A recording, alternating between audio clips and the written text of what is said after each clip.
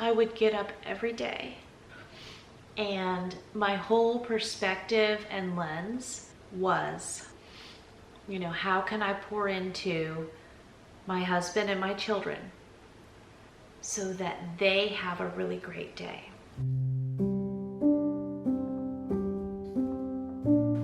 Well, hello, finally. We're here, we're doing it. I'm proud of us. My last video over here on the second channel was when I had my YouTuber Extraordinaire course open, and I did like a week in my life as a full-time YouTuber, and I was spinning a lot of different filming projects and such. Since that time, I feel like now mid-June, looking back, mid-June through mid-March, how many months is that? Let's count. March to April, May, June. Yeah, it's just been like a 12-week whirlwind, which every 12 weeks is probably grouped together in a whirlwind. I felt like there were some good routines and systems this winter. Then March, I had a very important friend end up in the hospital. I almost said for 15 weeks, for 15 days. I shared more of food that I was eating in the hospital because I filmed food over there on the main channel, and how all my family members at home were doing sheet pan meals and pulling things together and using things for the freezer. And we made it through. And several of you have asked for an update on how that friend is doing, and they are doing very well, continue to improve, and expected to make a full recovery. I just put on my patient advocate hat, like how I've done for some family members and friends, and we got through that situation. So we had that. Giving you a timeline. Chatty update. Where have I been? What have I been doing? Where am I now? What's next? Okay, let's chat all these things. So from there, I feel like we had a good 6 to 8 weeks of so much family household travel, different states, different directions, different events. I went to Nevada with one of my good friends. I met her through homeschool blogging probably 14 or more years ago. My first blogging conference, which was the Relevant conference in maybe 2012, I'm pretty sure I slept on the floor of her hotel room. It was her and some other ladies and all their kids. So I was just trying to like sleep wherever I could, and I was thankful to have a place to sleep. And I think also that was a conference that I probably took like some of the electric bill money to buy my conference ticket, and actually timeline, that would have been 2011. So whenever I have to keep up with my online timeline, I created my successful full-time income blog in April 2012. 2011, I was still hobby blogging, but I was listening to stories and collecting information. So Jen contacted me that she had a free extra ticket to Shailene Johnson's event out in Las Vegas, which was all about midlife women's health, especially for women in perimenopause, menopause, postmenopausal. And women's health is one of my favorite topics, of course, being a woman and going through this process of womanhood over all the decades and through, I haven't been through all the stages, but walking this out, I was thrilled that Jen invited me to go out with her. It was called Camp Be More, and it felt like a wild out of the blue offer. It definitely felt like maybe I shouldn't do this right now because things have been so busy and we have so many adventures, but maybe getting a quick plane ticket and going with my friend to Nevada for like 4 days is actually just what I need to do. So all the stars aligned. She booked our hotel. She gave me the ticket. I got my airfare. I did pay her for my part of the hotel, and she and her family have gone out to Las Vegas 2 to 4 times a year, almost her entire life. So she's an expert on the area. So besides the Shailene Johnson's Women Health event, she also took me to 7 Magic Mountains. We went and had lunch at the Lake Mead Marina. We of course did all the Las Vegas Strip walk-in, probably 15,000 steps, saw all of those sites. And I went to Fairmont Street. Saw the praying mantis with the fire and all of those adventures, ate some actual ice cream. It was a real good time. And then when I came back, I was finally able to do this big batch pizza cooking project I've been talking about doing since this winter for my main channel. It did not turn out how I had it in my head, but also we got it done. And sometimes those big cooking projects, like if I had nothing else going on in life, sure, I could do that in 2 full afternoons. But because my life is what it is, it took me 5 days, start to finish, to get through it. And then I had the big undertaking of taking 9 humans to Outer Banks for a week where I had planned beach camping that turned into 60-mile-an-hour winds by our second evening. We had to relocate to a hotel. I needed to rent a vehicle for the trip. There were several times during that trip where I'm like, do I cancel? Does this mean I cancel? Or do I push through? I've had trouble with my second vehicle that we would have hauled all the equipment in. I would have had 2 more drivers take. My SUV either holds people or things, but not both at the same time. It's not like back in the day when I had my 15-passenger extended cargo space Mercedes Sprinter van. So just like a lot of life, when things come up and I have to overcome them, I'm like, okay, well, I can rent a van. And then the first van I rented, they let me know, okay, there's no vans available this weekend, even though you reserved it online. It's graduation weekend. Sorry, we have none. So then I called my last contact and they had a van. So I'm like, okay, well, I'm gonna get this van. I almost said check out this van, but yeah, I'm gonna pick up this van. I couldn't pick it up until the day we were leaving instead of picking it up a day or 2 early, just with their hours and another event I was taking one of my teens to. So I picked it up the day we were leaving, which meant surprise or not surprise, we didn't get to camp until like 9:30 that night. But we had camp set up and we were all in our tents by 11, and so we did the thing. And you can watch this full video over on my main channel. I'll link it down in the description below. But by the evening of the next day, when I got the warnings that it was going to be dangerous for tent campers, I'm like, okay, folks, guess what? Good news is I was able to book us something else. Bad news is we need to pack up now. And within an hour, hour and a half, we were all packed up and heading to our next spot where we were staying for several days. So it was a good trip and we did it. So I can check that box. But because of that trip and other things I'm juggling here on this life list, I did cancel our second beach camping trip that I scheduled almost a year ago for us, just because with the vehicles and the Hercules strength effort that it takes as a single mama to do all the things and be all the things and all the places. And checking all of those boxes, I was like, you know what? Our next camping trip this summer, we're just gonna do another mountain lake that's not too far from home, where we can have our campfires and we can swim and we can hike. And we're traveling less than an hour. We're not traveling 4 to 6 to 8 hours. I do have another beach camping trip scheduled for the fall, but we're gonna see what adventures happen between here and there. You know, one of my goals in 2024, I was like, I've always wanted to camp with my kids, and so you and me, we went to Walmart, we bought the equipment, and we did 1 weekend local camping trip a month for 3 months in a row, and we checked those boxes and had those experiences. And I will say, there's a lot of fear, I guess fear, new things, tender things with doing those kind of adventures. I've had a lot of first over the last 2 years. And I've had a lot of big grown things that I've had to do by myself, and decisions I've had to make on my own, and situations I've had to handle. And that's just all new for me. So in one way, doing the camping has been good because 1, I'm accomplishing a life goal, something that for decades I've wanted to do with my family. And then 2, it's just making me stretch into different areas. And I'm also showing myself that I can do these hard things. And by the time we get to our camp location and camp is set up and we sleep our first night and we wake up the next day, it's like an exhale, like, okay, look, we did it. We did that again, and we did it together. And it's all of those things that makes me proud of us and makes me proud of myself as a woman figuring all these things out. And so driving to the beach, this was the second Outer Banks beach trip since my universe imploded, you know, on the Jamerrill universe timeline. And the first time I took my household to the beach by myself was May 2024.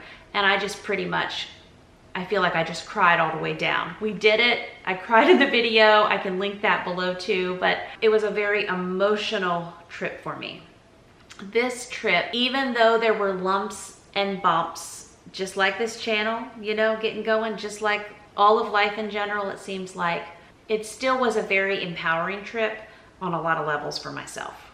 And so more recently, I just ran my first full marathon this past weekend. And I say ran, I came in last. I came in last, but I did the thing. The half marathon portion, my pace was 13.30. Around mile 17, my right leg became dead weight and told me that if I kept running on it, I was going to have an injury. And my goal became just to complete the thing. I completed it on foot, all 26.2 miles.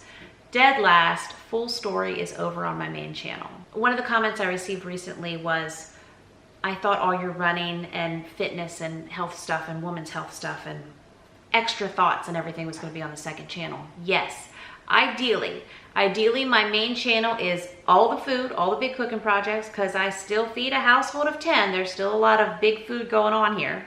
And then the second channel is going to be help for women who are hurting and overcoming and working through hard things and working on their own health and healing and finding my voice over here, even though again, lumpy and bumpy, and we're working our way through it. But when I get really busy in real life, a lot of balls drop with my business, in particular with my video content creation. And I'm okay with that because I'm going to live. I feel like in a lot of ways, I lived a very different life. I had a very different lens and a different perspective. And this past 2 years have been so many lessons and things I've had to recalibrate on. And I've also had to do so many things that I never thought would be my life. One of the things that a friend says to me is knowing reality is a severe mercy. I believe that phrase, severe mercy, may be a C.S. Lewis quote, but my hard things that I have walked through and faced and I'm still walking through, I do look at as a severe mercy.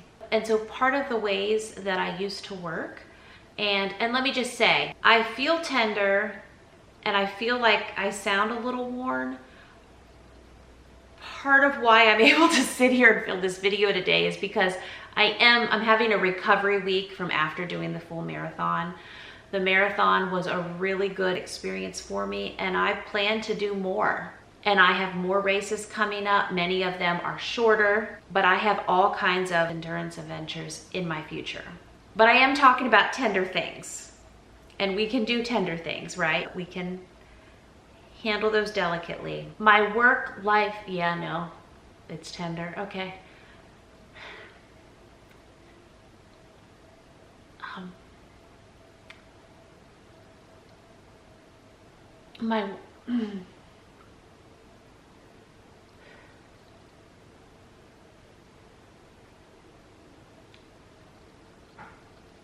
We'll get it, hold on.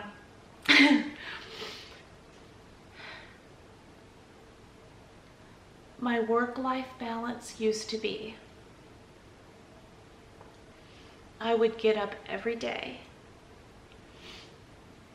for decades, and my whole perspective and lens and outlook was, how can I pour into my household today? You know, how can I pour into my husband and my children so that they have a really great day? And that's what I got up and did every day. I poured into my household, and I read the stories, I did the sunshine walks, made the favorite meals, went to Lowe's and Cracker Barrel, you know. I poured myself into everybody else. And in addition to pouring into everyone every day, I worked hard creatively on the fringe, you know, afternoon, evening, weekends, late nights, not all those times all the time, but many of those times I worked hard to grow my business, which was radically providing for my family. And there wasn't anything left of me. Like a lot of women, like a lot of moms, I just gave and gave and gave. And that is what we're told to do, to just give and give and give, and to serve and to sacrifice and to pour into, and that's our role. And let me tell you, I loved it. I lived a life I loved. However, when my life imploded and there was nothing left, many of these terms became a reality for me, No one's going to save me, so I have to save myself. I have to save the girl who has my own name. I have to have my own back. And many of those phrases I learned from Natalie Helfman, and I'm very thankful for. And I'm very thankful I had Natalie as a resource to learn some language and also to get my little kitten claw hook into something. Talking about work and content creation and channels and main channel and second channel and life updates, right? So when everything imploded, I was barely working and I had to, number one, focus on saving the girl who has my name. And so for the past going on 2 years now, my universe has changed and I've had to learn a completely different way to work. And I'm still walking that out and I'm still learning. But no longer do I burn the candle at both ends trying to do everything for everybody. And I've learned I have to take care of myself, and I have to ask every day. This seems really radical and wild, okay? I have to ask myself every day what I need, okay? I've had to check in with myself, even little rituals and tasks such as making sure I'm taking my supplements twice a day, getting my steps in, drinking my water. I have 3 different journals. One I fill in extensively, the other 2 are shorter. One journal is a continual life update journal for the journey. Also, many trauma survivors, I've learned I'm not alone in this. You learn to gather data through the process, and then you continue to gather data to make sure that you have a sense of what reality is. It doesn't mean as a trauma survivor that you're crazy and you make things up. It's all in your head. Many times, especially for betrayal trauma survivors, they've been lied to and manipulated and gaslit. And there's been other forms of control in their life. They had to weed through and they had to basically become detectives in their own lives to find out what's real. And so for me, since I have done such a hard work, my brain really appreciates journaling things out. It's very helpful for my head. Also, I just have a little paper fitness journal. I use an app where I track my macros and my exercise. I have all these different data points, but I just like pen and paper, little, just 2 or 3 little sentences many days on what I'm doing in reference to my health. And then this year I added in a business journal so I can get my ideas out, and also I can check in, like all the things I've told you that have been going on for the past 12 weeks. I very well could look back, in July. Things are smooth and settled, right? Because of course they will be. And I'll think, well, now, why did I only get 5 videos out in May, and why didn't I do this thing or get that done that I thought I was going to have done in that month? If I can just look back at a pen and paper journal and have these little bullet point reminders, okay, yeah, I handled a lot of variety during that 12 weeks and we did pretty good. We did pretty okay. And one of my goals in life, and I say this to my folks often, is, doing pretty okay. That's my life goal. I just want to do pretty okay. So back to the new way that I've been developing work. Again, it used to be family first and then pour myself into my business, and there was nothing left for me. And so now it's very much every day, what do I need? Now, of course, I'm in my 3rd decade of motherhood here, but also in considering what they need, I still consider what I need. And there have been a few times where I burn the candle on both ends, where I say business-wise, work-wise, and I'm like, that's why I don't do that anymore. When I processed that hundreds of pounds of tallow and what was it, like 30 or 60 pounds of lard, I think it was between 200 to 300 pounds, and I pulled an all-nighter. And I haven't done that in a long time. Now that makes for great video content, but it's a lot on me. One of my biggest videos ever is when I processed the 380 pounds of tomatoes. That video pops up every year. It's profitable. It did really well for me out of the gate. And it took a big toll on my body doing that project. And every day, unless I'm recovering from a marathon, I really need to get my movement in because I need the endorphins. I need the sunshine. I need to be out with nature. It's really good continual healing for my body. And so All that to say, we danced around the barn. That's how some more running content came out on my main channel, because we have been doing so many great fun summer things. Outside activities, vacation Bible school, water park passes, a whole lot of fun and adventures, and I have not been in this kitchen cooking. I have been putting a lot of time working on a writing project. Oh, and that brings me back to another update. So I did wrap up my one college class that I was taking. Thank you all for your support. I shared how I don't have too many classes left to finish my 4-year degree. I believe it's 7 classes now. But another thing I decided for myself is I'm not going to do a class this summer because I want to pour that time into my writing project. And so I'm hopeful. 4 of my kids have a big activity every day this week. And next week, at least on paper, I'm hopeful to get in 1 or 2 big cooking days. And my YouTuber Extraordinaire course has gone really well. My new students who are in there, I've led 2 live events. I have 2 more live coaching calls coming up with them. And if you want to get in on my free full-time YouTuber training that has 5 keys to YouTuber success, you can click that first link in the description below and sign up and catch that. So when I feel like work-wise, I had all these things I thought I would be doing, but instead I had all of this life that I did. I remind myself, and I just say this more and more, I'm one whole human. I got a pretty big list of things that I'm doing. I am working to be more slow and steady. And one of the things I have going for me is I do continue to keep showing up.